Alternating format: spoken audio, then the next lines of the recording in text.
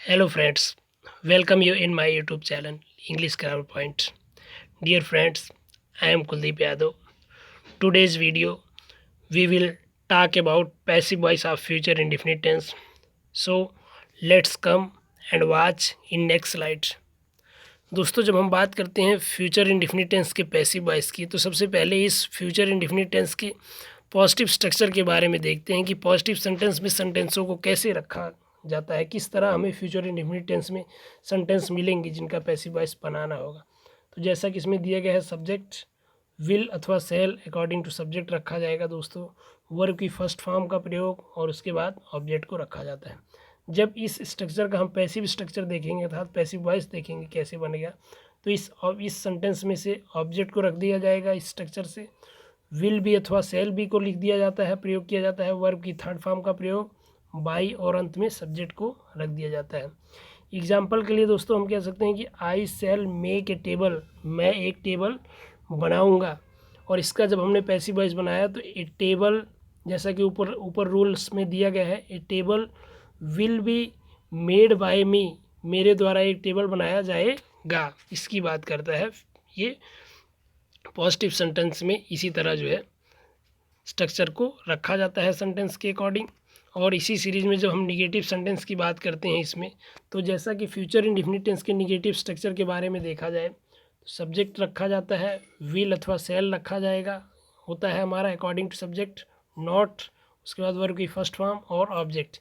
इस स्ट्रक्चर में हमें दोस्तों फ्यूचर इंडेफिनिट टेंस का निगेटिव सेंटेंस मिलता है। और इसका जब हम पैसिव स्ट्रक्चर देखते हैं, पैसिव वॉइस देखते हैं, तो इसी स्ट्रक्चर में से हम ऑब्जेक्ट को उठाएंगे सबसे पहले, फिर इस ऑब्जेक्ट के अनुसार विल अथवा सेल को लिखते हैं और उसके बाद नॉट का प्रयोग करते हैं, फिर बी का प्रयोग करेंगे और इसके बाद वर्ब की थर्ड फॉर्म का प्रयोग बाई के साथ हम सब्जेक्ट को रख देते हैं। तो एग्जाम्पल के लिए दोस्तों इसमें दिया गया है कि I shall not make a table, मैं एक टेबल नहीं बनाऊंगा। जब इसका हमने पैसिव वॉइस बनाया तो इसमें से सबसे पहले हमने ऑब्जेक्ट को लिया दोस्तों, ए टेबल। अब इसके अकॉर्डिंग हमने हेल्पिंग वर्ब विल का प्रयोग किया और उसके बाद विल बी के बाद बीच में हमने नॉट का प्रयोग किया और वर्ब की थर्ड फॉर्म मेक अर्थात इसकी थर्ड फॉर्म मेड का प्रयोग किया और बाई लगाते हुए हमने सब्जेक्ट को लिख दिया मी। तो इसका हो जाएगा a table will not be made by me, मेरे द्वारा एक टेबल नहीं बनाया जाएगा। तो ये निगेटिव सेंटेंस की बात करता है, निगेटिव स्ट्रक्चर होता है पैसिव वॉइस का। इसी तरह दोस्तों हम जब हम अपनी अगली स्लाइड में देखते हैं, यहाँ पे yes no type interrogative sentence है। जब इसका हम स्ट्रक्चर देखते हैं फ्यूचर इंडेफिनिट टेंस का, तो ये भी हमारा विल अथवा सेल हेल्पिंग वर्ब, उसके बाद सब्जेक्ट का प्रयोग, फिर वर्ब की फर्स्ट फॉर्म और उसके बाद ऑब्जेक्ट और अंत में क्वेश्चन मार्क लग जाता है। इसी का जब हम पैसिव वॉइस अर्थात पैसिव स्ट्रक्चर देखते हैं तो इसका हम कैसे बनाएंगे, विल अथवा सेल को लिखेंगे, हेल्पिंग वर्ब है ये हमारी इस ऑब्जेक्ट के अनुसार दोस्तों, और उसके बाद बी का प्रयोग कर देते हैं, वर्ब की थर्ड फॉर्म का प्रयोग, बाई के साथ सब्जेक्ट को रखते हुए हम क्वेश्चन मार्क का प्रयोग कर देते हैं। तो जैसा कि एक एग्जांपल दिया गया है दोस्तों इसमें कि shall I make a table, क्या मैं एक टेबल बनाऊंगा। जब इसका हमने पैसिव वॉइस स्ट्रक्चर देखा, पैसिव वॉइस बनाया, तो ये सबसे पहले विल को हमने रखा, फिर उसके बाद अकॉर्डिंग टू रूल इस ऑब्जेक्ट को ए टेबल को रखा और बी, और उसके बाद फिर मेक की थर्ड फॉर्म मेड और बाई लगाते हुए यहाँ सब्जेक्ट लगा दिया।